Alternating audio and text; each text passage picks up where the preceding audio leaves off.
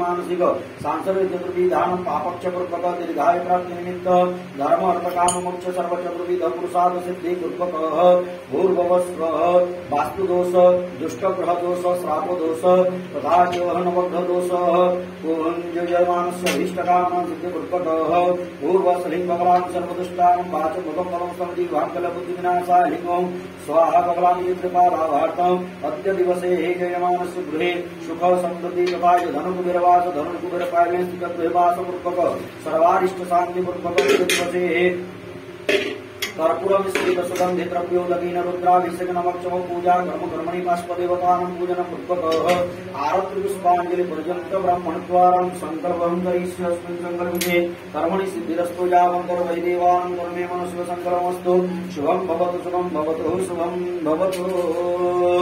ये त्रिशूल एक चढ़ाया जा रहा है और सिल्वर गोल्ड का नाग नागिन है।